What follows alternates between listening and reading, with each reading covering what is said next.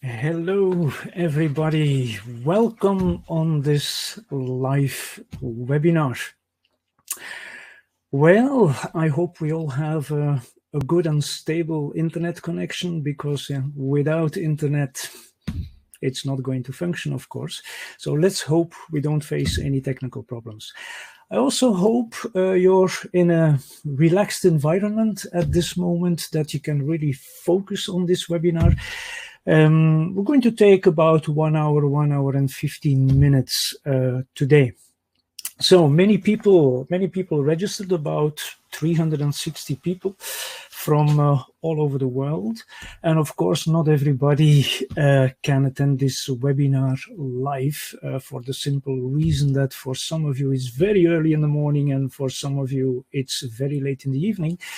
But don't worry, everybody's going to receive an email after this live broadcast with a replay link of the webinar, so you can watch the webinar whenever you want, how many times you want.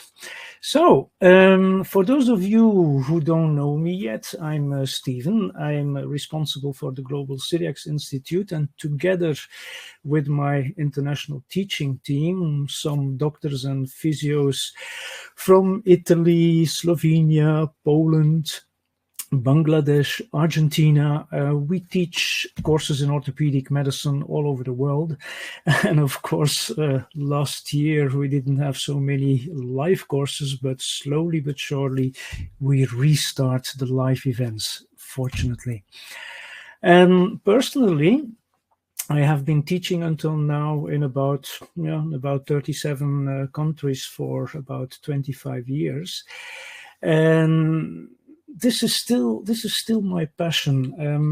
I really want to share my experience and views with you, so that you and me, that all of us, we can become, let's say, more inspired and better musculoskeletal therapists.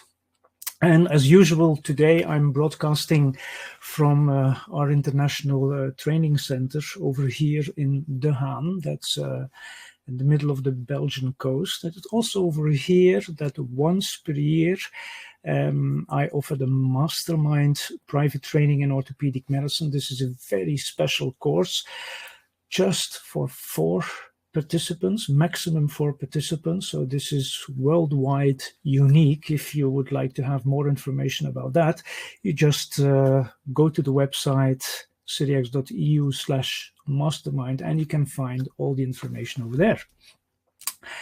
But today, what are we going to do today? Well, today I would like to share with you a manipulation story, more specifically manipulation in the lumbar spine. But the first question we have to ask ourselves is, okay, why do we manipulate? What's your purpose? Well, some people, they manipulate to reposition something, or to reduce disc protrusion, or to activate some nervous stimulation, also visceral manipulation. There are so many different hypotheses, theories, indications. Actually, if you look at the whole manipulation world, it's quite confusing. Depending on what exactly is your purpose, of course, we're going to use different strategies, different techniques.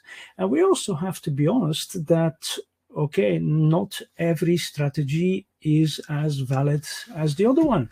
So we not only use our hands, but we also have to use our brain. And more specifically, what is happening when we manipulate the patient? What is happening? So today, I'm not going to bother you with all kinds of scientific considerations and a lot of references. Those of you who already know me, you know that I don't do that. I don't lose time with that. I'm happy to talk about scientific considerations and the latest updates during live courses when we meet face to face and we can discuss with a lot of pleasure. But during my webinars and online training programs, I prefer to stick to what really matters, what is really more interesting for you and me as a clinician. If in the meantime you have some questions, feel free to use the chat. I'm alone here, so I have to focus on my presentation and the technical part, but with one eye I also look once in a while at the chat, and I see that in the meantime many people from different countries already joined the live events, so welcome. So if you have a question in the mean, you can put it in the chat, and later I come back to it. But okay, what is happening when we manipulate? Is it really possible that we can reposition something, that we can, for instance, reduce some kind of disc protrusion? Is that possible? Perhaps. But perhaps also something else is happening. Perhaps something else is happening in our brain. Yeah, perhaps there are also neurophysiological mechanisms which are activated when we do some kind of manipulation. Well, does that happen? Well, the answer is yes, it happens. I'm just going to show you a few references, not more, but yes, indeed, references show that the effect of manipulation mainly is, let's say, biomechanical. Something is changing, but you also have neurophysiological effects. Yeah. Of course, the thing which is interesting me the most when I'm going to talk about indications and contraindications of manipulation, then we're going to see that manipulation could be interesting to reduce some kind of internal derangement. And does that happen? Yes, it happens. Does it always happen? Of course not. If you would like to have more details about the neurophysiological mechanism, well, there they are. I wish you a lot of fun with that. When you read this, to be honest, it doesn't interest me. Yeah, okay. It's what it's happening on the neurophysiological field. Nice, okay, nice data, nice theory, but as a clinician, okay, I don't care. I know it happens and I can't influence it, but okay, nice to know, but not necessarily need to know. Okay? What am I going to do today with you?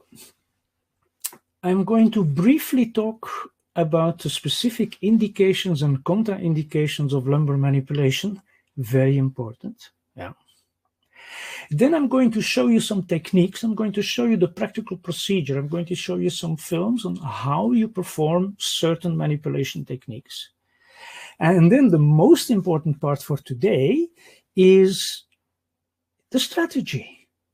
When are you going to use which technique? How many times? When are you going to adapt? How are you going to adapt? This is something that apparently many therapists along the world are, let's say, neglect a little bit, but this is the most important thing. But okay, first, the question we ask ourselves, do we really manipulate what we think we manipulate? I'm always, during live courses, I'm always confronted with the same questions that come back. For instance, when we examine the patient, we come to hopefully a relevant conclusion.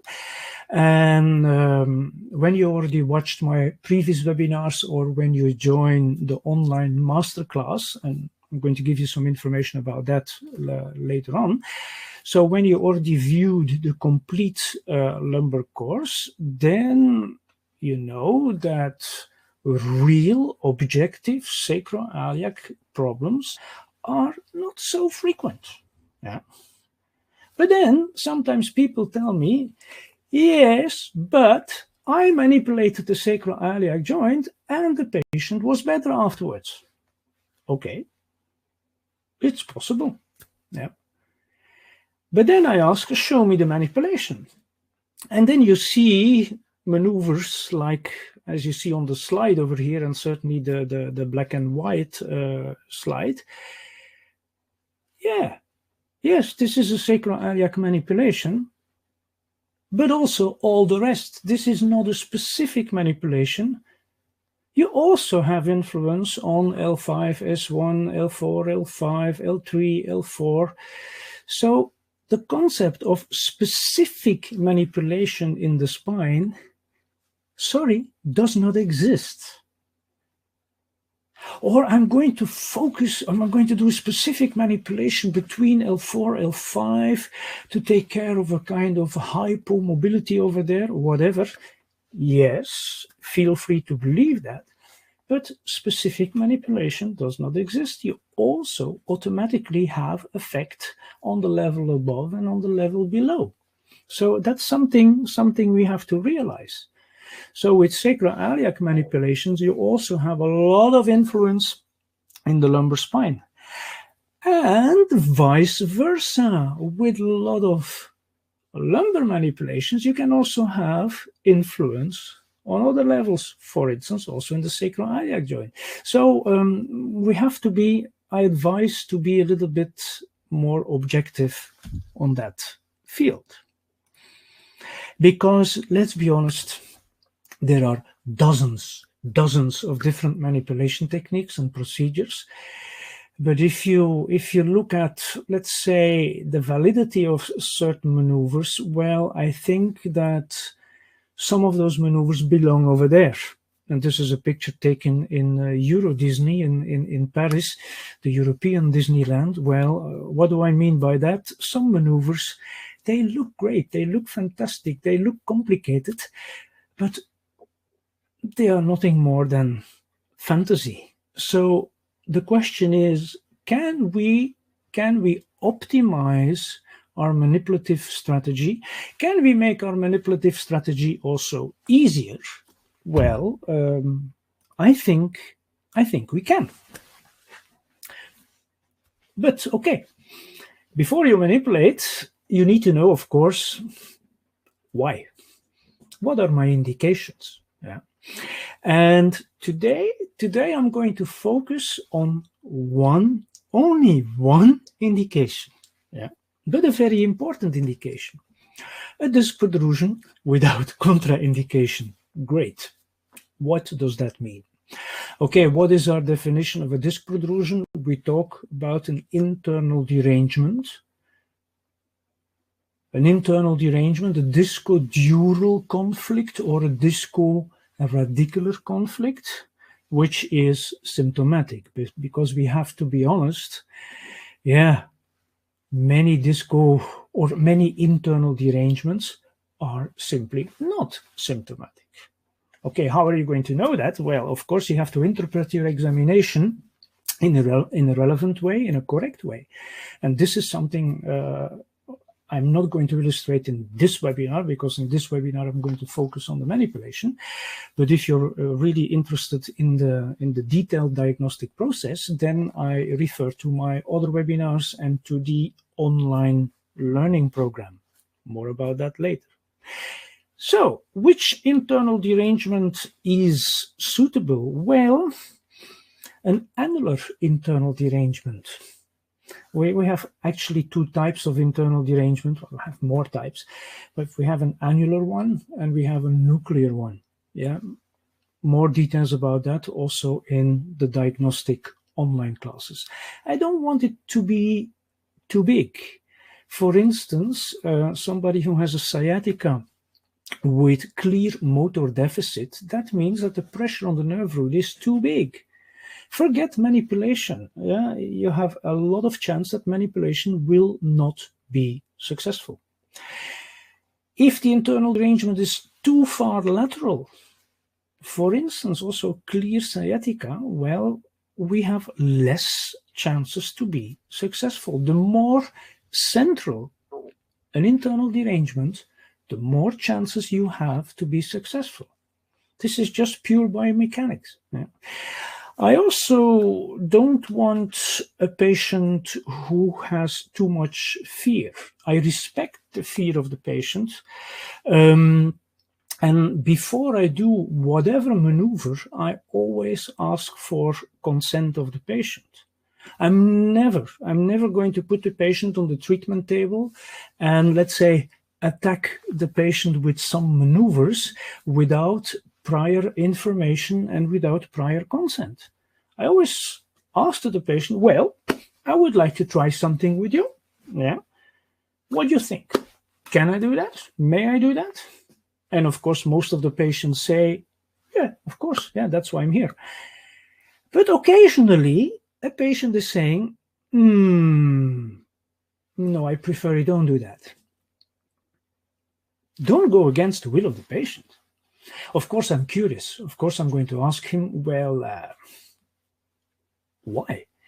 And mostly, those patients, they had some kind of bad experience in the past. And they are afraid that this bad experience is going to happen again today. So I would like to reassure my patient, but I'm not going to go against his will. Okay. And of course, I also need a patient who is really motivated to get better. Yeah, of course, that's logical. Which patient doesn't want to get better? Well, there are exceptions. Yeah. Perhaps with some patients, there are more psychogenic components. Of course, I don't think of an active therapy such as manipulation for those patients. But this is, of course, something we have to discover in our functional examination. We have to interpret the history, the inspection, the examination in a correct way to come to the conclusion, aha, is my patient suitable for this strategy, yes or no? Yeah. And as I mentioned before, the more central an internal derangement, the more chances you have to reduce. The more lateral, the less chances. As you see over there on the slide with the sciatica, lateral disc protrusion with pressure against a nerve root, we have about 1/3 chance that we can reduce by manipulation. So that's something you know in advance, yeah? And perhaps that's also something interesting to share with the patient. But okay, how do I know? How do I know? We have an internal derangement which is not contraindicated. Of course, we get all our information from the specific history of the patient. We get all the information from the functional examination. And okay, now I'm not going to go in detail over here because this is part of the other online courses on the lumbar spine.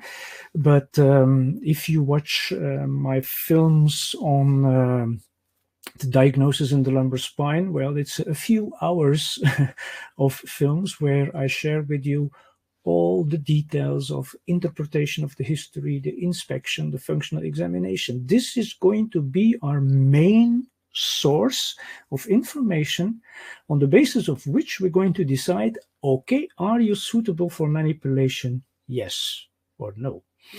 But perhaps I can illustrate briefly some things. Let's imagine a patient who has back pain, and he doesn't have a lot of radiation of pain. He has a slight partial articular pattern. And what does that mean? Well, very, very shortly, we do some tests in standing. We ask the patient to perform an extension, side flexion, flexion. And you can also ask the patient to do that in a repetitive way, of course. And when the patient did those movements, we see a certain pattern. And in the spine, we make a differentiation between two types of patterns, a full articular pattern and a partial articular pattern. And what is the definition of a full articular pattern? Well, the full articular pattern, what do you see? Extension and side flexions are equally limited, and flexion is the best movement. So one more time.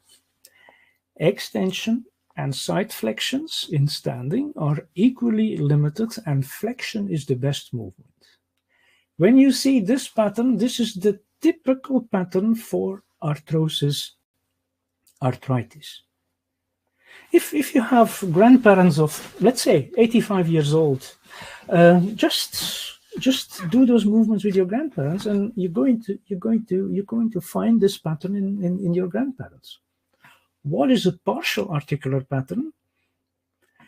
Everything which is not a full articular pattern. Any other combination.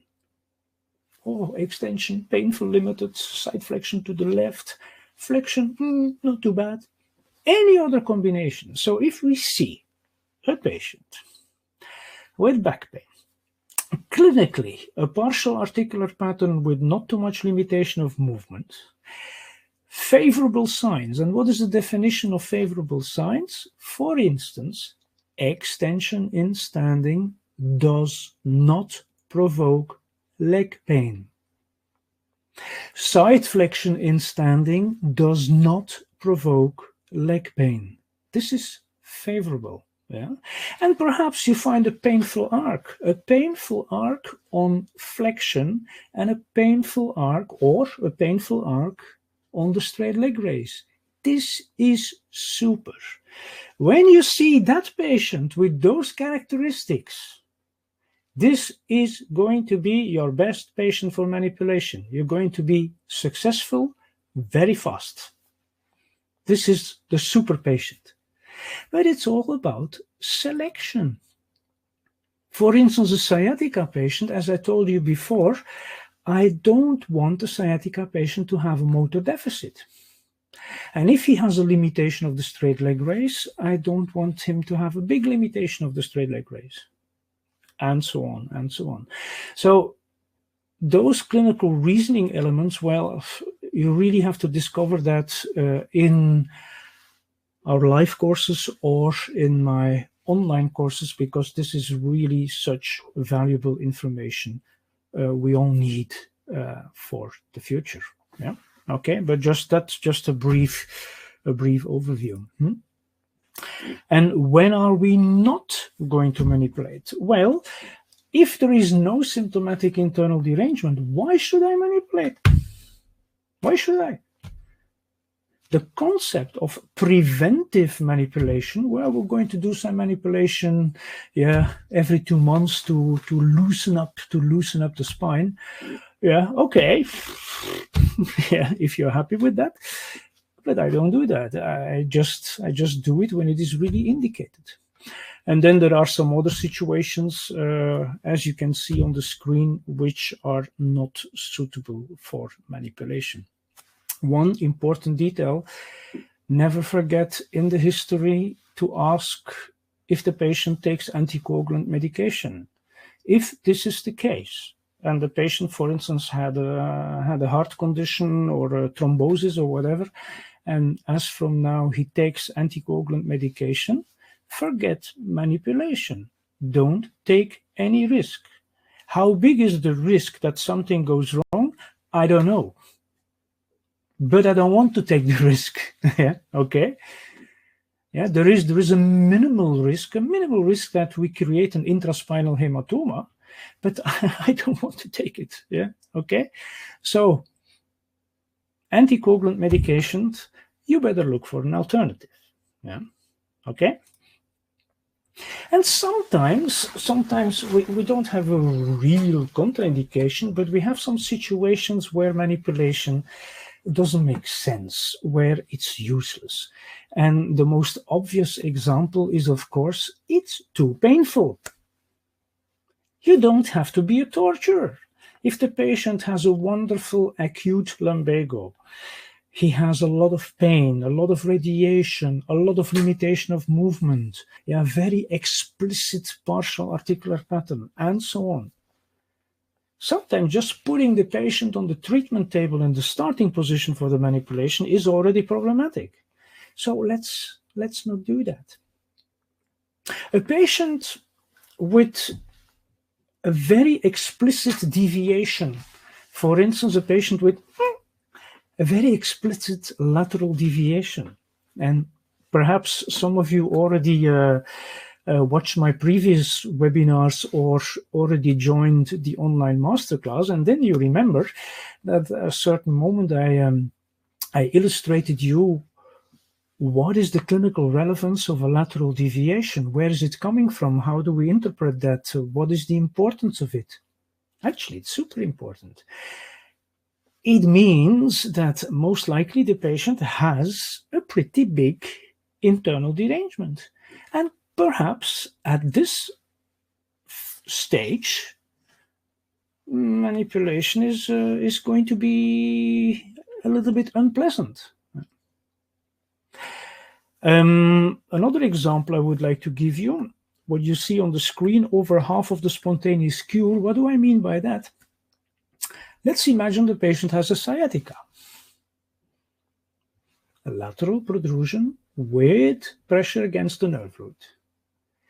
Well, I have good news, because those kinds of sciatica, they seem to have a spontaneous evolution. That means that symptoms in due time automatically disappear. And after how much time? Well, after about 8 to 12 months of leg pain, root pain, no back pain, symptoms disappear. And why? Because this internal derangement, this protrusion is, let's say, is resorbing. There are quite a lot of scientific references about that. And the interesting point is, in the first half of this evolution, the first, let's say, 5-6 months, we still have some chances to reduce an internal derangement.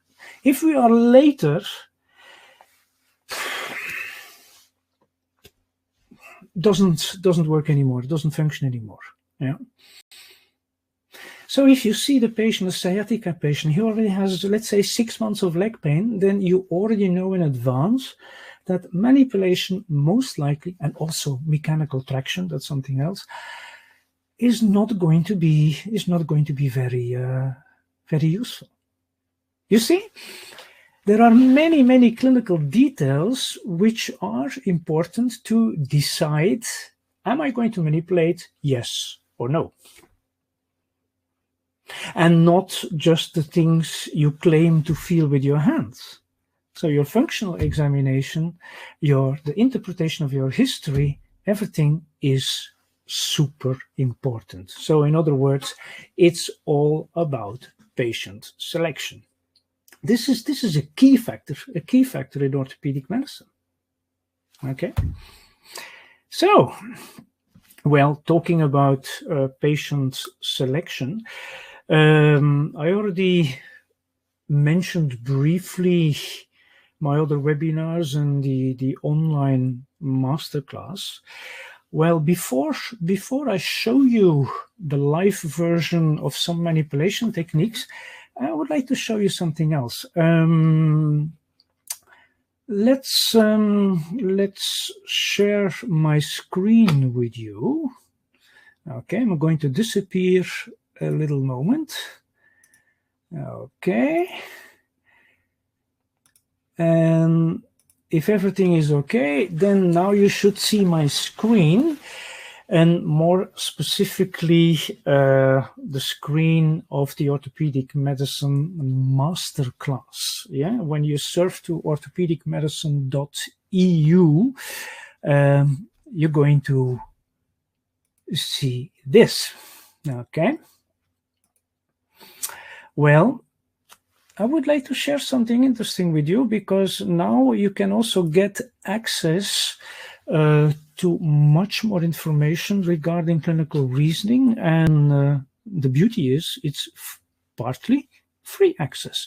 Actually, this masterclass is an online toolbox, about 17 modules, in which I focus on what is really important for us as a clinician about the inspection, the history, the functional examination, clinical reasoning, treatment strategy. Yeah. And I have a free discovery course over here. I have about 14 lessons in this discovery course. And how can you have access to the discovery course? Well, you just click over here and then you can make an account. But of course, I already have an account, so I'm going to log in, and then you're going to see what we can do. Yeah, then you just click over here, and okay, let's have a look at this lesson. Voila, you just start. This is a lesson of 23 minutes. Let's have a look at the diagnostic interpretation of an arthritis in the shoulder. Well, before we do that, if you want to have a look at another lesson, well, you just choose another lesson, and this is a lesson of 17 minutes, and so on, and so on. So it's very easy to get a free account over there. I suggest if you didn't do it yet, well, do it. And then we have 10 masterclass silver courses, and you can have a look at all the different lessons. And we have 6 masterclass gold courses, and there's 2 extra things I would like to show you. In the Masterclass Gold, I also put all the previous webinars I gave. You can watch them again over here, but there are also some PowerPoint podcasts on actual subjects, like, for instance, how to understand and to deal with tendinous problems, the actual status. Another thing which might be interesting, there are a lot of downloads. For instance, all the different course handouts. Yeah, you just click over here and automatically you can download all the well illustrated course handouts with all the information, so you can have a look at it in a relaxed way. And again, all those course handouts, you're not going to find any scientific references. It's just practical information. Okay? So, I'm back. Voila. If you would like to sign in for this free discovery course, I'm going to give you a link, and just let me activate this link for you. Well, okay. If you look on the right side of your screen, you're going to see the link to make your personal account. So feel free to do that, and then you have immediate access, unlimited access, as much as you want on your PC, on your tablet, on your smartphone. And take some time to have a look at the discovery courses, because it's already a few hours of film material. So just for you. Okay. Good. Okay, we're going to manipulate if the patient has some symptomatic internal derangement. But in the introduction, I told you that, of course, there are a lot of different kind of manipulation techniques. Yeah. As specific techniques, and this is now something which is very important. Many of us, we are familiar with a lot of techniques where therapists are, let's say, lock the spine until a certain level and then do some kind of segmental local manipulation. Yes, but then we have to ask ourselves, actually, the patient has an internal derangement. But many therapists are so focused on labeling the patient or labeling the pathology. There is a problem on L4, L5, there on the left side, whatever. But the problem is, in the lumbar spine, to put labels on the patient is really very difficult, and mostly that doesn't make any sense. So we have an specific diagnosis. Yes, I have a lot of information from my clinical reasoning process to suspect the patient has a symptomatic internal derangement. Yes. But don't ask me where. Is it an L4 disc, an L3 disc, an L5 disc? I don't know. And mostly I don't know. In case of a certain sciatica, I can know that, but mostly when there's a discodural conflict, I don't know. And you know what is the good news? I don't need to know. This is actually irrelevant information. So when we're going to manipulate, do I need a specific technique? No. Perhaps I'm going to be more successful with specific techniques. Don't understand me wrong. I don't say that the so-called specific techniques are not good. I just say, perhaps when you use an specific technique, perhaps it's going to be a little bit more efficient, or it's going to be easier. Perhaps. There's something to think about. Okay. I'm just going to have a brief look at the chat now to see if there's already some questions.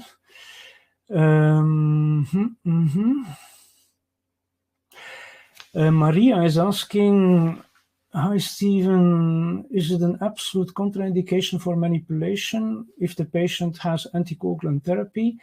For example, the patient has anticoagulation therapy for a long time, for years, and now they have a musculoskeletal problem. Well, if the patient takes, let's say, just cardioaspirin, a moderate anticoagulant, that's not a big problem.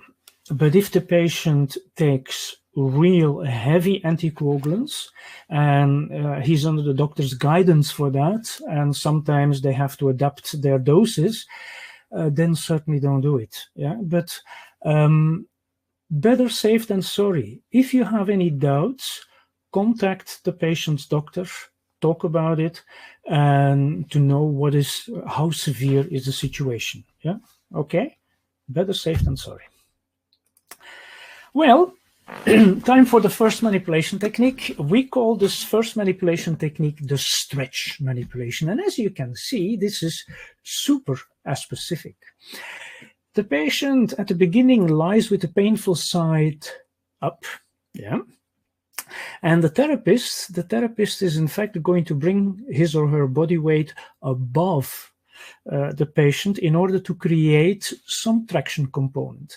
And then we're going to, during the manipulation, we're going to increase the traction component. And the important thing is that during this manipulation, the secret is take up the slack before and don't lose your pretension. The secret of good manipulation is pretension. Okay, well, let's make life easy. I'm going to show you this manipulation on film. Okay.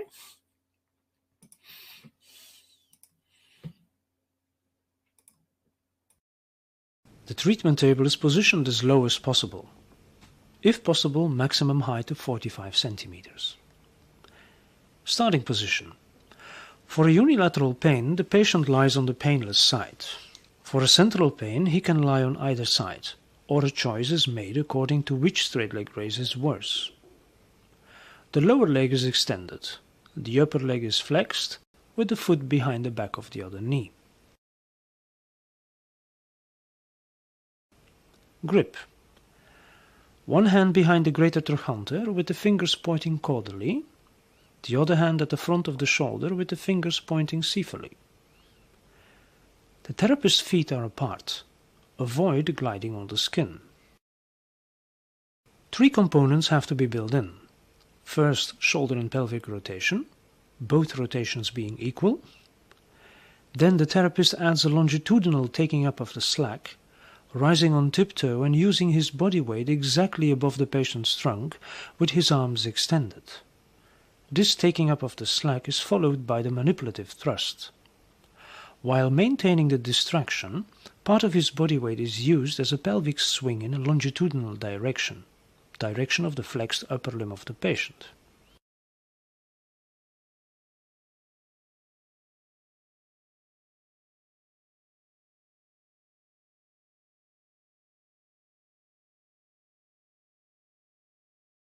frequently made errors: losing the pretension before manipulating, pelvic swing movement in the wrong direction,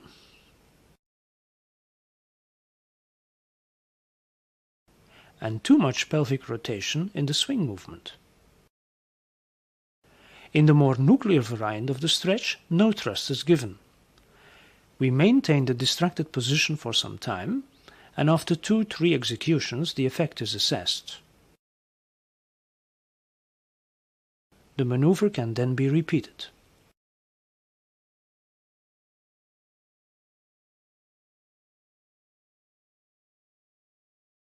Okay. So this is one option. It's actually a very popular manipulation technique. To be honest, technically it's also one of the more difficult techniques. But this is going to be your basic technique. Remember, later I'm going to talk about the strategy. I come back to that. Okay. Another option is something similar, but in that case, we call that maneuver the leg over. And in that case, we're going to use the leg as an extra lever. So that's a little bit more intensive than the previous one. One little detail. If the patient has osteoporosis, don't do it, okay? You don't want to provoke a femur fracture, okay? Or let's say the patient had a long-standing cortisone medication, and because of that there is osteoporosis. Please check that, okay? We don't want any accidents. Well, I can also show you this maneuver on film. Yeah.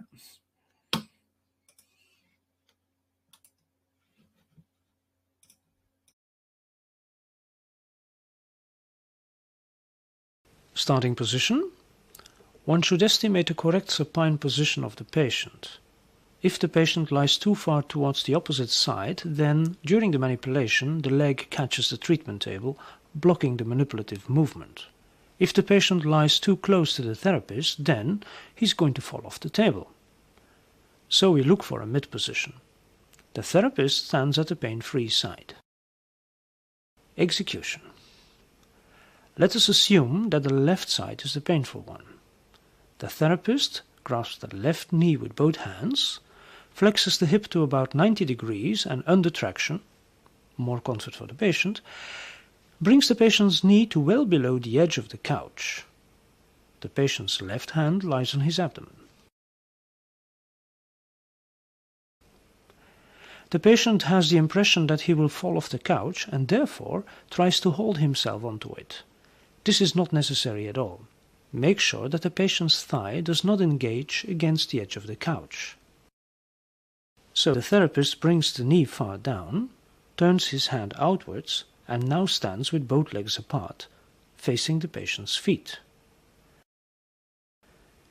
Taking up the slack is as follows.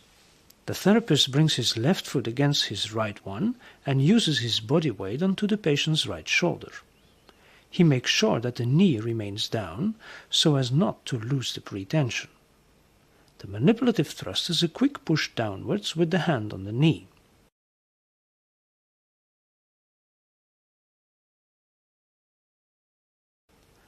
For an upper lumbar protrusion, more hip flexion can be built in.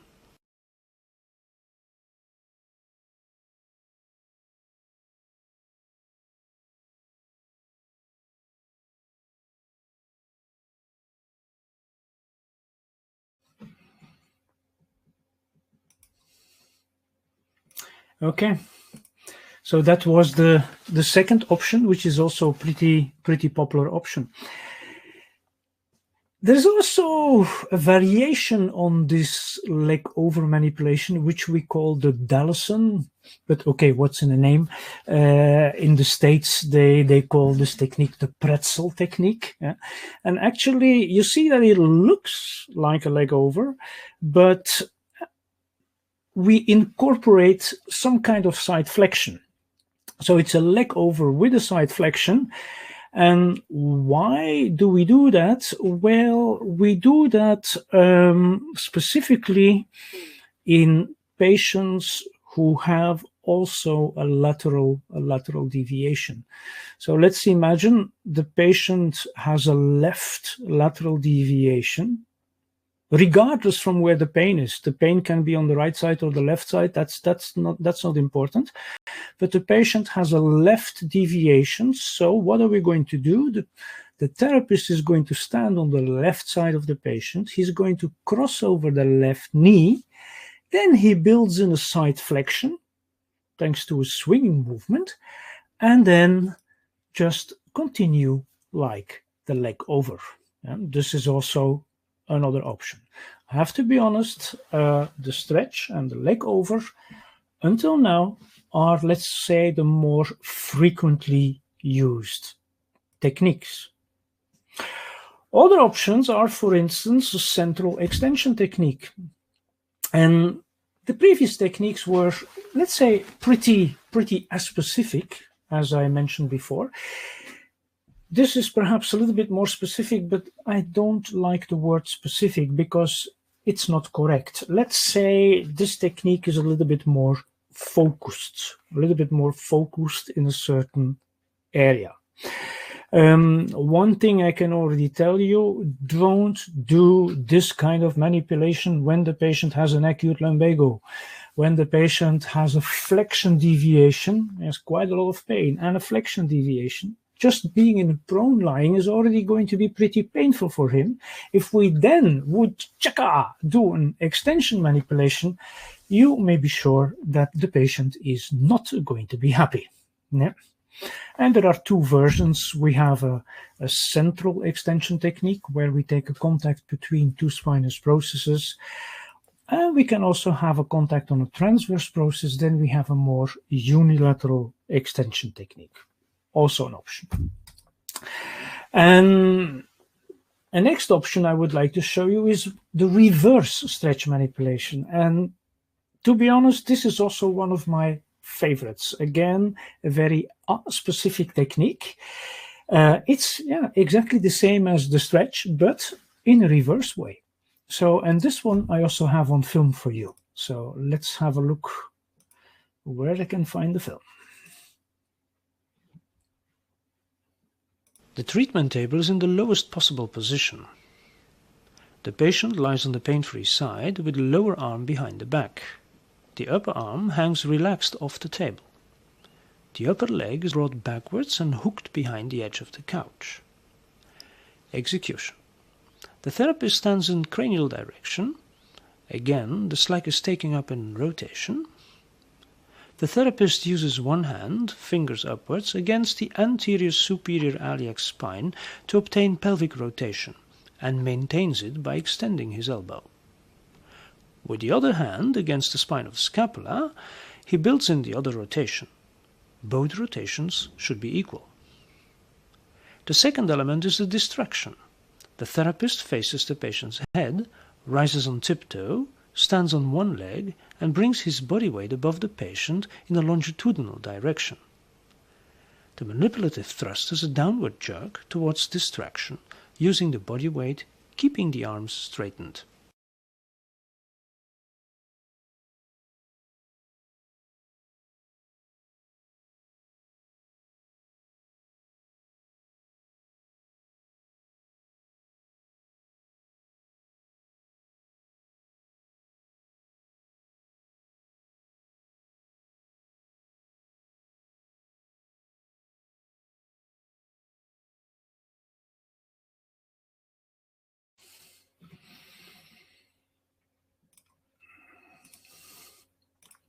Okay, so this is also a very nice maneuver.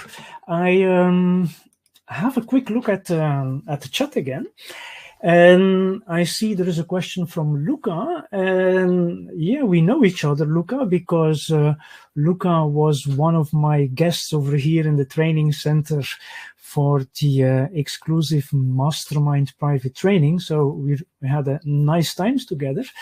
And Luca is asking, okay, how can I practice this swing movement of the stretch manipulation? Well, okay, I'm going to try to give you a little tip. Just a moment. So I go to full screen. I'm going to do something strange now, but I hope it works. Okay. So what do? Take a contact on the treatment table without the patient. Bring your body weight above the treatment table, and then you do your swing and try to hit with your legs the treatment table. Yeah. So you build in, so to speak, the pre-tension, up and hit the table. Do that several times, yeah, until you have the feeling that you have a good swing, and then you do it with the patient. Okay, in my experience, that's something that works. Okay, so as you see here, the reverse stretch, it's really important that you really bring your body weight above the patient. And one little detail, many patients, they feel something somewhere in the thoracic spine, somewhere between the scapulae. They feel something over there. Of course, during this technique, which is an A-specific technique, this is completely normal. Okay, and then, so that was an overview of some techniques, but then the major question is, which manipulation am I going to do, when, and how many times? This is the key information, okay? But before I share those secrets with you, remember, go to orthopaedicmedicine.eu and go for your free discovery course. Yeah? And if you look on the right side of your screen, you're going to see that some offer is appearing. I told you discovery is a lot of information for free. If you really want to continue with the silver course and the gold course, well, in the silver course, you have 59 courses, and the price you can see on the screen is €199. If you upgrade to gold, so then you have all the downloads, have everything about the lumbar spine, the complete package, all the webinars, everything, and the updates, because I'm constantly adding new information, then it's €99 extra, and you have unlimited access on your tablet and smartphone, and of course also on your PC. But because you attend this webinar here today, I have something special for you. You get the complete package. You get Masterclass Gold for free. But this is an offer which is valid for the first 10 participants here during the live version.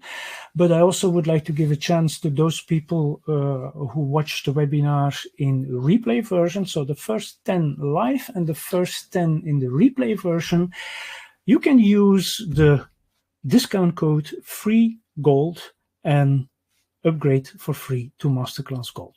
So just click on the link which you see on the right side of your screen, and then you can automatically sign in for this Masterclass.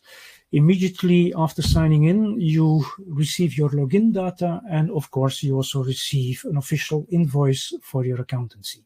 So join the Masterclass, okay? But let's go back to the manipulative strategy. Yeah. Well, some general rules. First, some general rules. With elderly patients or with osteoporotic patients, you're not going to use techniques with the lever. So, leg over and the Dallison is forbidden. We're going to do less number of manipulations per session, and this is subjective. What is the definition of less manipulations? That's, let's say, 3-4 manipulations in one session. This is enough. And we're going to have a greater interval in between the manipulation sessions. Perhaps he's not coming back tomorrow, he's coming back in 2 days. But this is, to be honest, subjective. But what is not subjective is something I just mentioned before. The acute lumbago patient, a big posterocentral internal derangement with pressure against dura, and the patient has a flexion deviation, you don't do extension techniques. Yeah? Remember the patient in prone lying and hopla. This is torture. Don't do that. And when we decide to manipulate, so remember the patient is falling into our indications, we always start with the first maneuver, the stretch manipulation. This is always start maneuver. So that's why this manipulation is so important. Yeah. So you start with the stretch. You do it once. Super important. You do it once. And after the first time, you check after the manipulation. And what do you check? You check what was positive in your examination. Let's imagine some test in standing.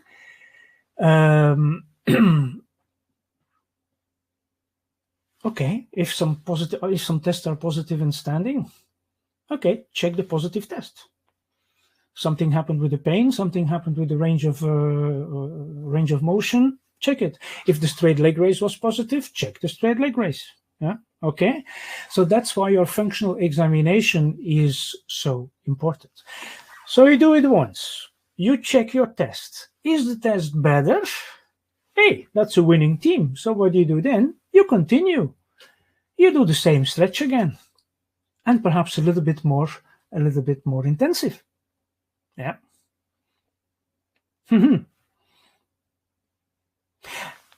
at a certain moment, it's not going to be extra better anymore. You did one stretch, you did the second one, perhaps you did the third one, and every time you check, yeah, because this is important. Every time you check, if you do 5 manipulations, you check 5 times. We're not going to do it like this, that the patient is on the table and we do a series of maneuvers, and then we're going to see what happens. No. If the patient is better, you don't know why he's better. But if the patient is worse, you don't know why he's worse. Is it because of your technique number 1, technique number 2, technique number 3? I don't know. Yeah. So that's why, general rule, 1 manipulation, test. 1 manipulation, test. Always.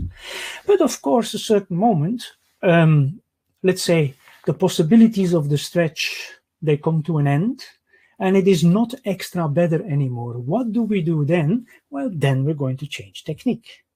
Okay. Which technique? I'll show you later. But in the meantime, I keep an eye on the chat again, and there are some questions about this online masterclass.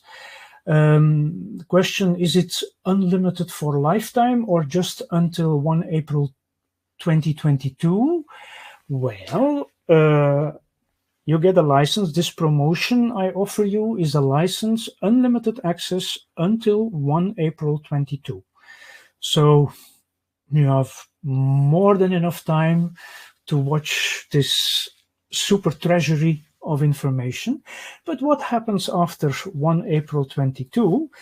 Well, of course, you can extend your license. And what I already can tell you now is that if people after 1 April 22 want to extend their license, you can have full access again to the complete platform for just 49 euros. So for a very, very, very moderate amount. But of course, I'm going to inform you about that in due time. Okay, I hope this is an answer to your question. So we did the stretch. Better, we do it again. Better, we do it again. Not better, we change. But what is the definition of better? This is important, huh? Well, I can already tell you that the definition of better is not what we feel or what we think that we feel with our fingers. Yeah.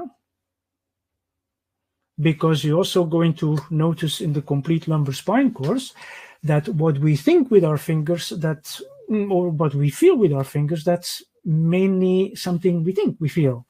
This information very often is less relevant. So what is better? Well, we do the test movement. And the patient says, I have less pain on doing the test movement. Or you do the test movement and there's more range of motion. Or less test movements are positive. Let's imagine the straight leg raise was positive and some test movements in standing. And now on checking, the straight leg raise is negative, but the tests in standing are still positive. Or, an absolute favorite, there is a centralization of the pain. Yeah, let's imagine, okay, I go to full screen again. Yeah, let's imagine the pain. The patient has pain over here and some radiation in that direction. Yeah, okay, and we do manipulation. Test movements are better, but you see on the face of the patient that he's not happy, although the movements are better. And why is he not happy? Because now he has pain over here. He says, I have back pain. And he didn't have back pain before.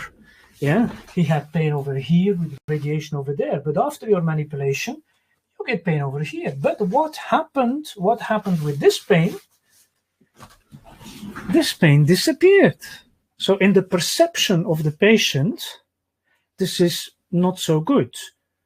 Now I feel my back, but I didn't feel my back before. But actually, this is centralization. And we are big lovers of centralization.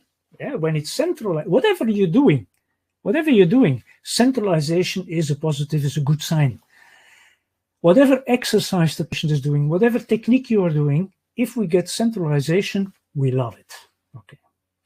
And another definition of better is the appearance of a painful arc. Let's imagine flexion.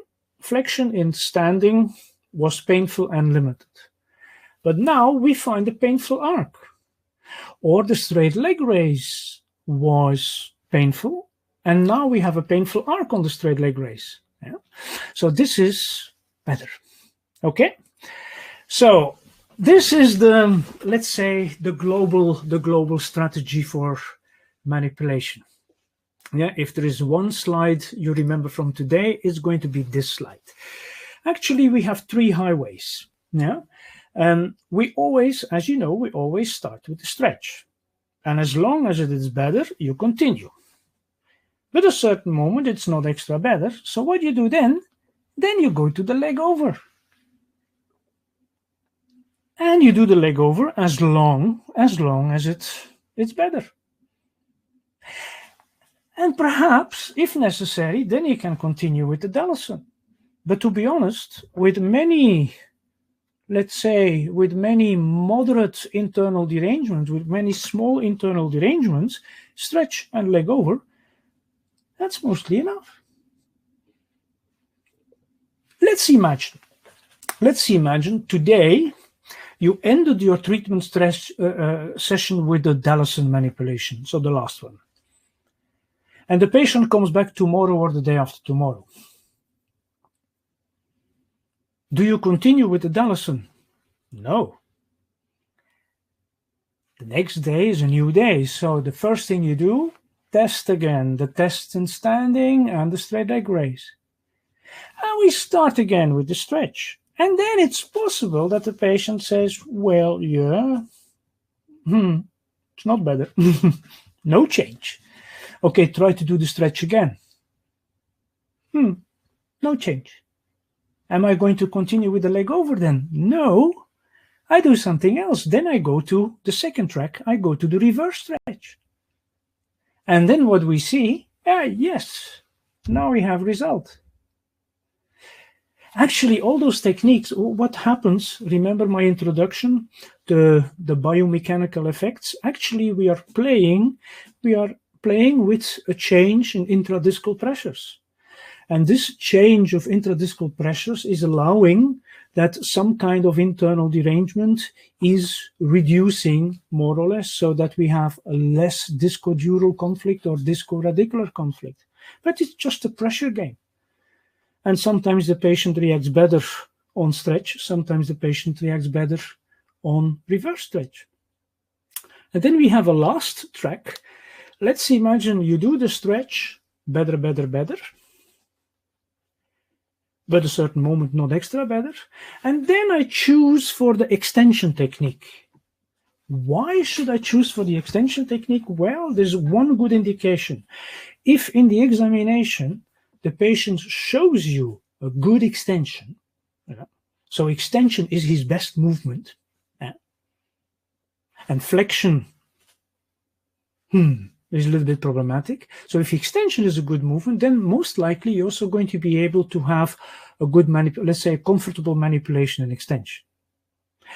But actually, my top 3 manipulations, the manipulations where I have most of the success, are stretch, leg over, reverse stretch. And as I mentioned before, you do the maneuvers with the painful side up. But is that a golden rule, the painful side up? Well, I have good news. No, that's not the golden rule. We started this way. But I told you, it's all about changing intradiscal pressures. It happens that I do the stretch. It's not better. I do the stretch again. It's not better. So normally I would go to the reverse stretch, okay? But now I don't do that. Now I experimented a little bit and then I do the stretch again, but with the painful side down. Now, what did I notice? Hey, it was better. Okay, never change a winning team, so continue with the painful side down. And then you can continue with leg over or with the reverse stretch. So there is no golden truth. Yeah, so playing with painful side up and painful side down gives you, let's say, extra possibilities. Okay. Good. Well, I'm going to have a look at the chat again. So that was pretty compressed, intensive information. And what do I see in the chat? Question: if the online masterclass, is there a certification?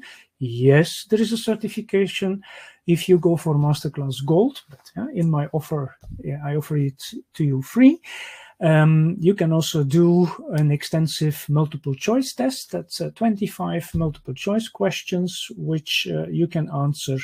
And on completing this, you will get a certificate stating that you did the online course so many hours, and so on and so on. So yes, we provide a certification. What else do we have? Then Roberto is asking for patients with posterolateral disc herniation, so in other words, sciatica, and an ascending protrusion. What is the protocol, traction or manipulation techniques? Well, the answer lies in the interpretation of the history and the functional examination, but mainly the history. The history is going to tell you, is it more a hard protrusion or is it more a soft protrusion? Well, I refer then to all the other online classes on this topic, but I can already tell you one little thing. If you ask to the patient, how did it start? And if the patient tells you he was doing a certain activity and suddenly I got a twinge in my back. For instance, he was doing some flexion rotation activity and then he comes up and I feel a twinge. Then mostly this points in the direction of a so-called annular internal derangement, and manipulation is going to be more successful.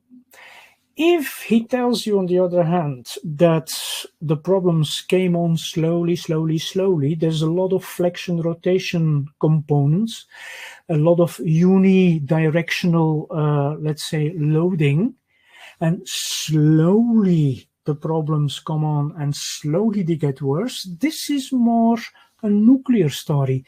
We see that more with younger people, not that much with elderly people. So if you have this slow story, then I think more of the traction table. But also giving mechanical traction, we have specific indications and contraindications.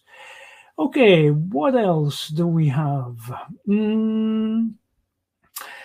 Straight leg raise is sometimes limited by hamstring tightness, so it's not a clear picture.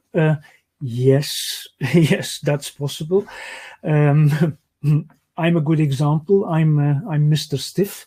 If you do my straight leg raise, I'm going to have about 70 degrees of straight leg raise in normal situations, so I'm stiff.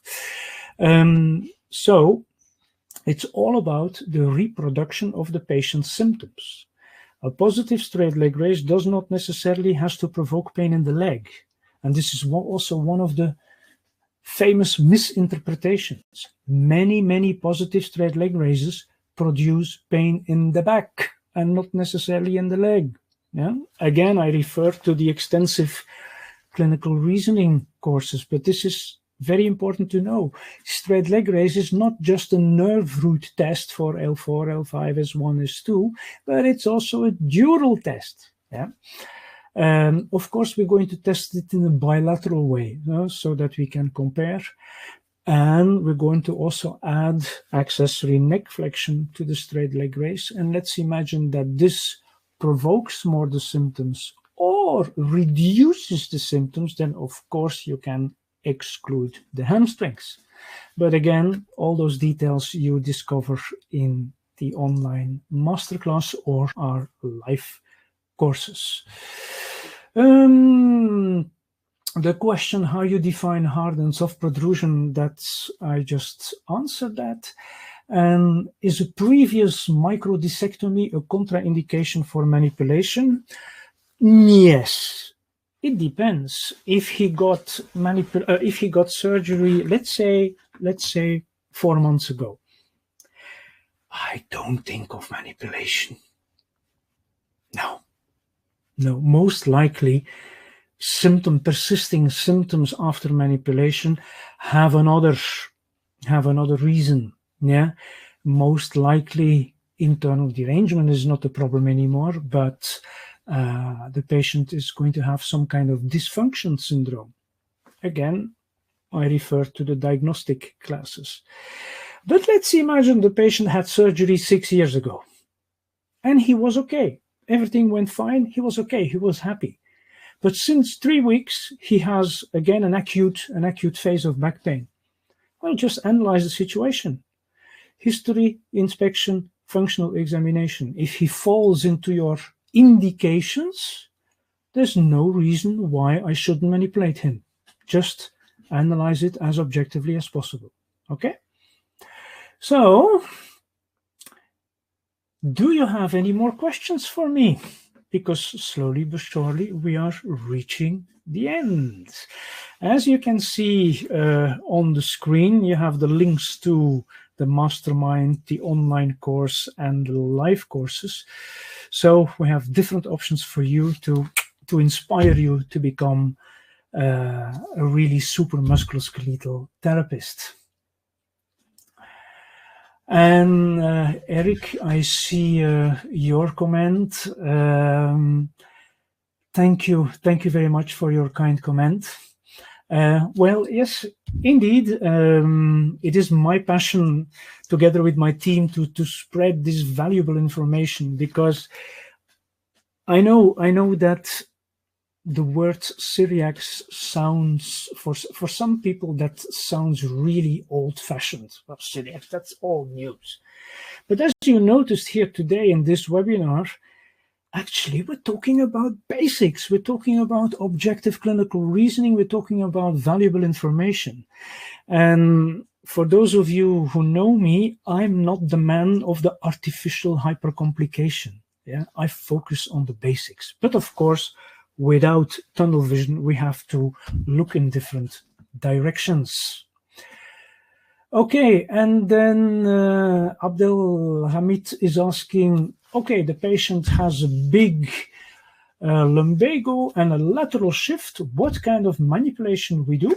Well, if he falls in my indications, remember, if it's not too big, if it's not too acute, you start with the stretch manipulation. Yeah, as I showed you, you start with stretch.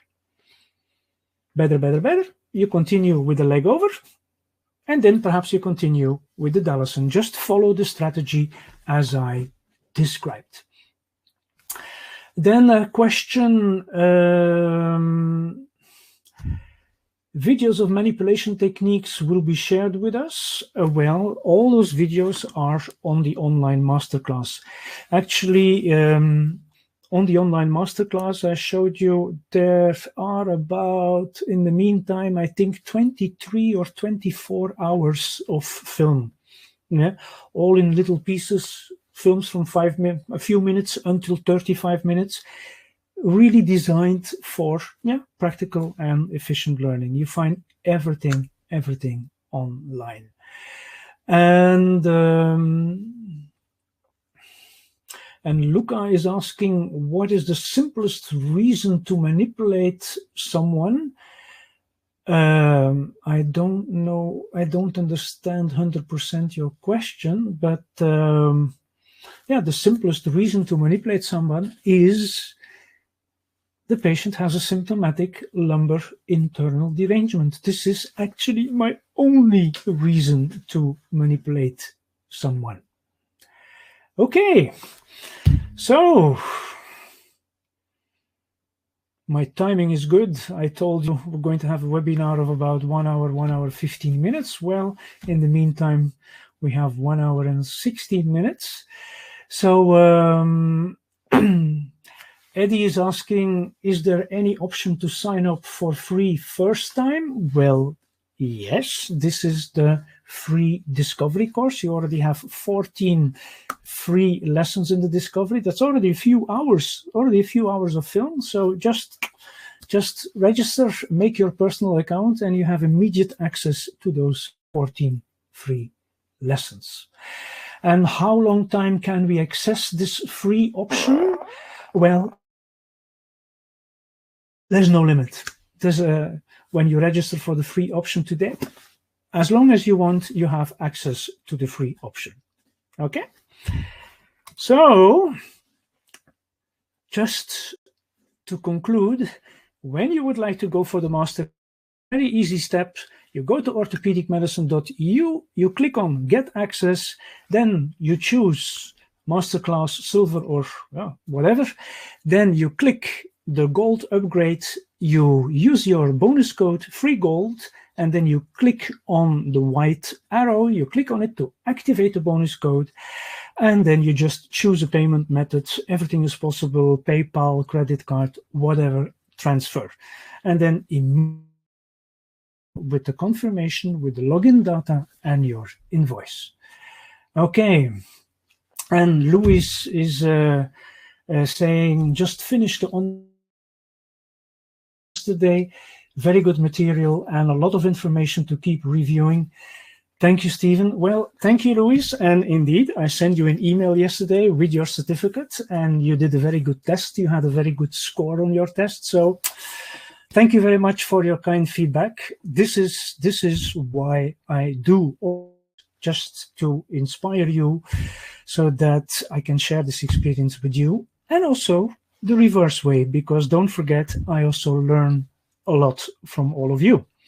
And I really hope we meet each other one day during a live event, and slowly but surely we're going to resume the live courses. So if you have any further questions, just send me an email, info@cyriax.eu, or you go to the website. We also have a support page. It's my pleasure to be at your service, so feel free. And of course, also in the online masterclass, there's also a support system directly from the masterclass. You can replay version of this webinar. Then there's also an email function in the replay version. You can immediately questions. And Abdelhamid is saying there is no Qatar on the list of country. Yeah, indeed. Let me go back to this slide. In the order procedure, you have to choose a country. And indeed, not every country is listed, but there is a solution. You just click on Other. Yeah, in the list, a certain moment, you're going to find Other. And if you just click Other, everything is okay. So, dear colleagues, thank you very much. I'm going to say goodbye to you with this beautiful statue here on the beach promenade in the Haan. Thank you so much for joining. I had fun. Hopefully it was also very fun and interesting for you, and perhaps we meet one day. So thank you very much for joining. All the best. Ciao, ciao. Bye-bye.